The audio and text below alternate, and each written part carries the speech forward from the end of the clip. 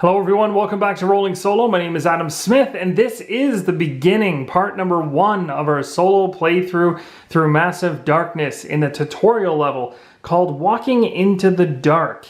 And I'm going to go ahead right now and read this out to you so that we have some backstory on what we're going through. So this says, the first step in the dark is always the hardest, but you carefully chose this one. This underground outpost is small and doesn't go really deep. It contains scouting reports that will lead you to a fallen stronghold and your first artifacts. It sounds easy. The quest objectives are as what we went over before in a prior video. Complete the objectives in this order to win the game. We're trying to recover the artifact. We're trying to pick up the key and basically escape through the exit. The key is right here in the library area. Once we get the key, we head out to the main hall and basically book it through the exit. As long as we can do that and survive, we win the game. So, and of course, another lose condition is our life bringer. If we ever run out of lives or we lose heroes along the way, we can use a heart in order to revive them, but once we run out of those hearts, we then lose. So, special rules, the key, when the library token is picked up, discard it, and give 3 XP to the hero. So whoever ends up picking up is going to get a little bit of a boost in the XP category, and that's essentially it. We've already gone through the setup.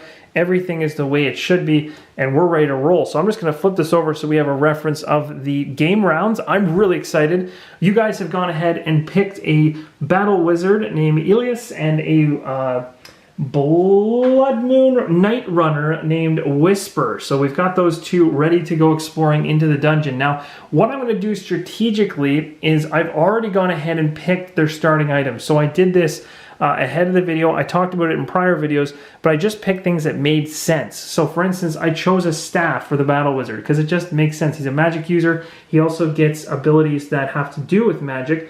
He has a shadow mode skill, so when he's in the shadows, he's going to get +1 BAM on his attack, which means that it'll help him if he has special abilities, which is good. He also has a special skill called Zap. It says once per activation, roll a sword die, I think that's, or a yellow die essentially, and deal the wounds equal to the number of swords to one enemy that's in line of sight. So that's a really cool special skill that I can just do at any point in time, which is pretty awesome.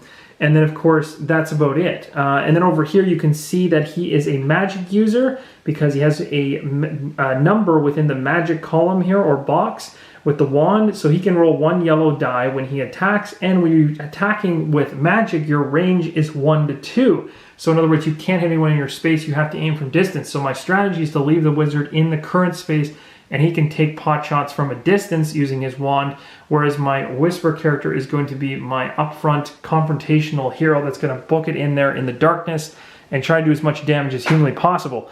So the Whisper has actually got a couple things fairly similar. Leather armor is something else that I didn't talk about on the battle wizard, but they both, it doesn't matter what hero you have in the end, really. Leather armor is the basic armor that you get when you start this game. It'll give you 1 defensive die roll.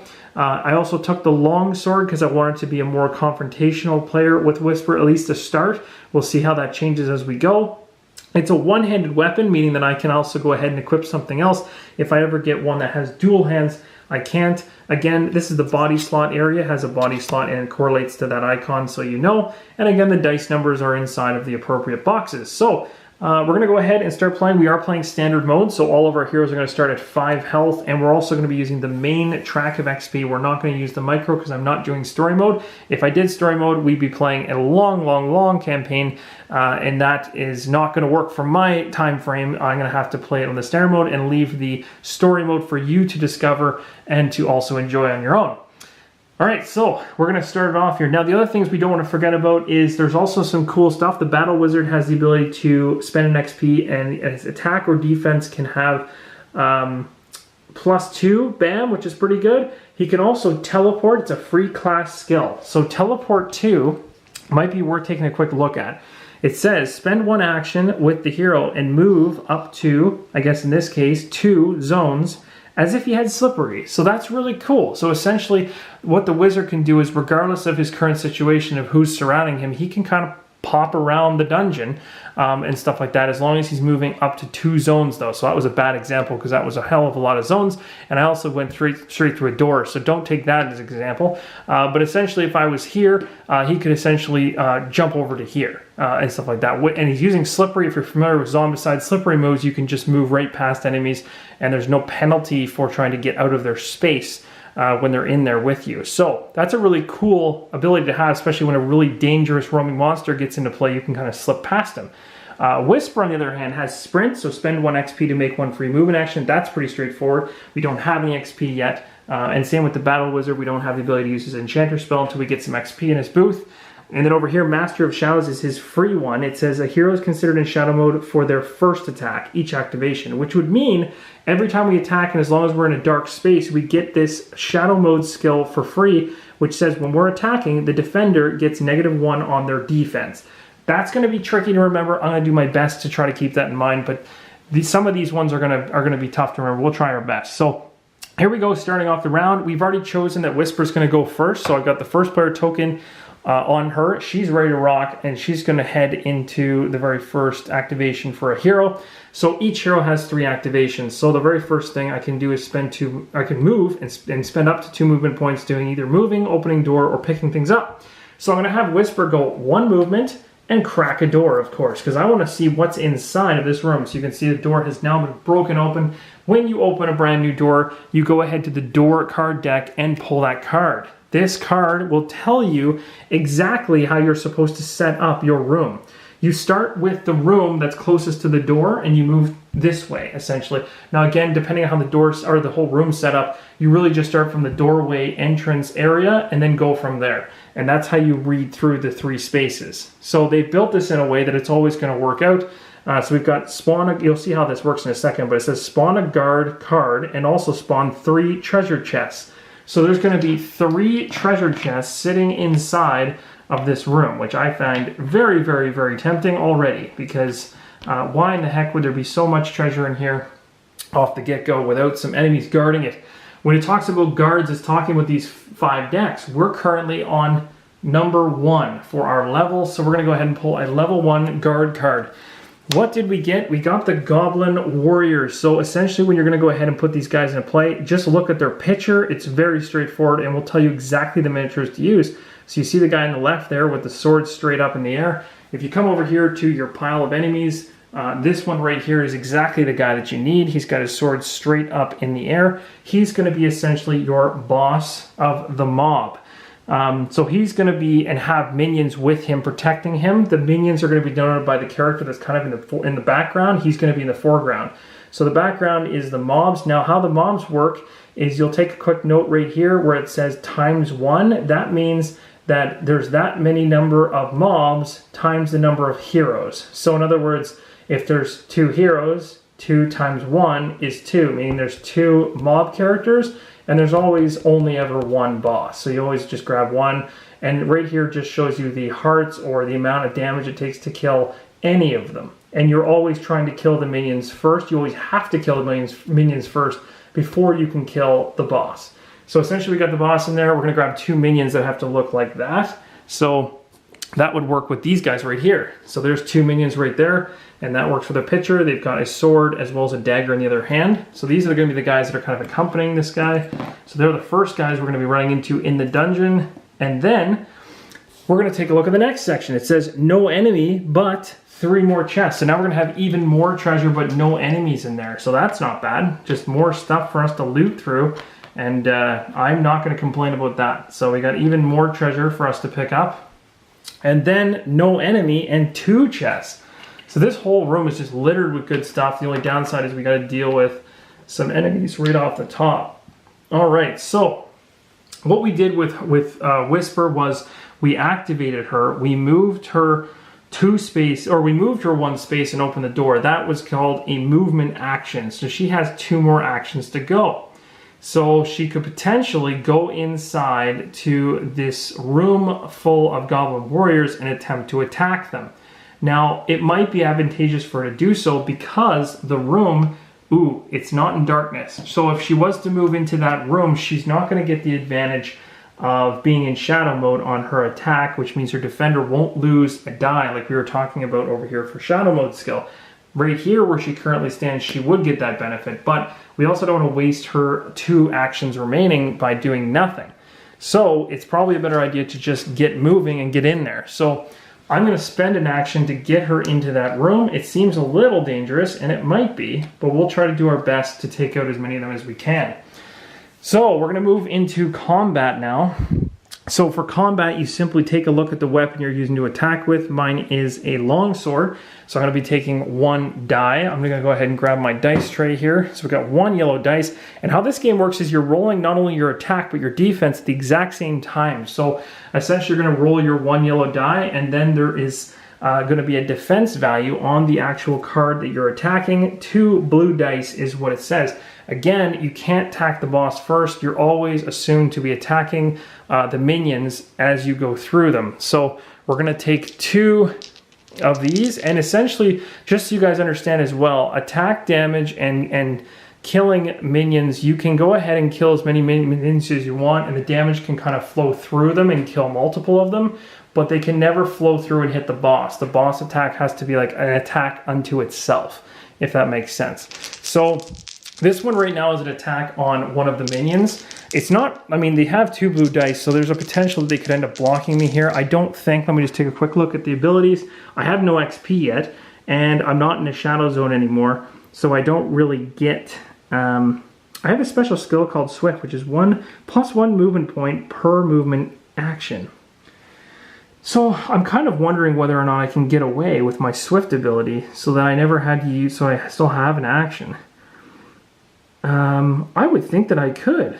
I don't see any reason why not. So what's essentially going to happen is I would have gone 1 move, 2 to open the door. You resolve the door opening up. Then I'm going to use Swift to move for my 3rd because I have the special skill Swift, which is +1 movement point per movement action. Perfect. Meaning I have 2 full actions in that room, which I can do 2 combats against this Goblin Warrior Horde. So let's see how this goes. Well, that didn't go so well. So essentially they got 3 defense plus a bang. A bang does nothing for them. You don't have any special abilities there. And regardless, I did nothing. So I'd have to go ahead and roll again, hoping for something better. And that time we at least tied, but I don't have anything to push me over the edge. I'm not in a dark space, so again, I failed. So that's not good. I got 2 attacks that failed. So what ends up happening now is Whisper's turn is done. But it doesn't just jump over to Elias's turn. This isn't Zombicide or one of those games where you just immediately move to the next hero and try to save yourself. The enemies are now angry. They're upset, and they're going to try to counterattack you. So at the end of your activation, all surviving enemies, the hero attacked are activated. All your enemies are really just this card is coming after me, but it's coming after me for 2 yellow. So it's going to come after me for more than I was even throwing at it. And I'm going to have to use my defense to block it. The good thing is I have leather armor, which gives me 1 blue die, and a longsword, which actually gives me a defense die, which is incredible because I don't think I get that with a staff. And that kind of makes thematic sense that you can't block much with a staff. But we're not talking about the Battle Wizard, we're talking about Whisper. So it's a 2 blue versus 2 yellow, and we're really hoping things pan out here, otherwise I'm going to take some damage. I don't think there's anything else I can do to negate anything, so here we go. And ouch. Okay, so what's up happening here is you can see 3 full hits, 2 blocked, so 1 comes through and hits me. So I'm actually down to 4 already. And that's the end of a hero's turn. So now we move over to my Battle Wizard, who needs to come in and do some damage to get rid of some of these guys. Now, the thing is, let's see here. I have this ability that says Zap. Once per activation, roll 1 yellow die and deal that number of wounds equal, or deal wounds equal to the number of swords to 1 enemy in line of sight at range 0 to 2. So if I go ahead, I'm going to target these guys. I'm going to throw a sword. I'm going to do my zap spell, and it says range 0 to 2, and you can shoot into a zone. So just another thing you guys understand, line of sight in this game goes as far as the eye can see, as long as a door or a wall doesn't block it. It's unlike Zombicide where you can only see like 1 room into a building, and then that's as far in as you can see. You can, if this room stretched further down here, as long as that door is open, I can see straight down. Then it just comes down to whether I have the range to actually make the shot. And as of right now, the Battle Wizard does have the range to make the zap spell shot. So he's going to go ahead, and this is like free without any defense. So I can actually end up doing some damage here, hopefully, without, hopefully I roll good. Okay, so I got 1. Not great, but not terrible. He ended up being able to pick one of the minions off. So his Battle Zap killed one of them off. When a minion dies, an XP goes to the hero that killed him. So bam, we got our first XP, and we're that much closer to clearing out the room. Now, I still have 3 actions because that's a special skill. Doesn't have anything to do with anything like that. Oh, and I have teleport too, so, but it wouldn't really matter. Teleport's useless. I'm also just using action to move into this space if I really want to attack. But remember, I'm shooting magic, and magic is range 1 to 2. So I want to be like outside the room in order to shoot, or I can even just stay here.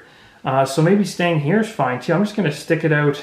Well, no, I kind of want to be as close as I can to get treasure later. So I'll go to there, and we'll shoot our magic into that room. So I'm rolling 1 magic die. Remember, the Goblin Warriors have 2 defense dice. So here we go.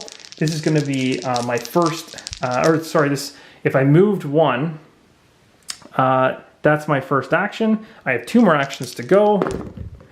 And that was a complete mess up. So we need a little bit better from the Battle Wizard, please. Okay, so they were able to block everything and stop me completely. So that's not good. So now they're upset and they're going to counterattack me. So these 2 are going to come back at me with 2 swords. They're going after my wizard, who now only has 1 blue die for defense. So we're going to be grabbing 2 yellow and 1 blue. Doing a little roll. Come on. Oh, geez. So I take 1 damage. All right, that's not good necessarily. So essentially that's the end of the round. So that's the end of the player's phase. Now the enemy's phase happens. This is where things get crazy, because now the enemies activate again. It says all enemies on the board are activated and perform the following steps. Step 1, try to attack a hero. If they're unable to, they continue to step 2. Right now, they can attack Whisper, and they're going to do so. So we're going to have another attack coming at Whisper, sadly. So 2 swords against 2. Now this is good, because I had Whisper as my only hero in that room. We didn't have to worry about target priority right now. So, and because it's a melee that they're coming after me with, target priority doesn't really involve anything except just focusing on Whisper. Thankfully, Whisper has the 2 defense dice, and will hopefully block this. And he does. He blocks both. Perfect. So that's an awesome example of how to block off some nasty Goblin Warriors who are trying to mess with you. So then after the enemy's phase is done, now all these other things would have happened if they couldn't have attacked me right away. Then they'd move to get closer. If they, and then if they'd move closer, then they try to attack again. Then they move, all that kind of stuff. But they didn't have to do any of that because they're already in the same spot. So the first step, activated an attack right away, so we're done. Experience phase. So spend experience points to gain new skills. We can't do it. We have 1 experience with the Battle Wizard. We have 0 experience with Whisper, and we need bare minimum 5 experience to even unlock one of the special abilities. So no experience phase purchasing will be happening, but the event phase happens. So now we pull an event card and something happens. This is where things are a little different than Zombicide, where it's like, now you're going to have an actual event that happens outside of the monster's turn. This is where it's kind of interesting. Oh no, what is that? Forward monster patrol. If there are already roaming monsters in play, activate 1. If not, spawn a roaming monster. Place the enemy in the zone with the token of the current level. Well, that's going to be right there, so that's not good. Place the enemy. Oh my gosh, and it's going to be current level if level plus 1 is not present. I want to read this. Place the enemy in the zone with the token of the current level plus 1. Oh, plus 1. Okay. Current level plus 1. So this is the current level. Plus 1 would mean it's going to pop up over here. Current level if level plus 1 is not present.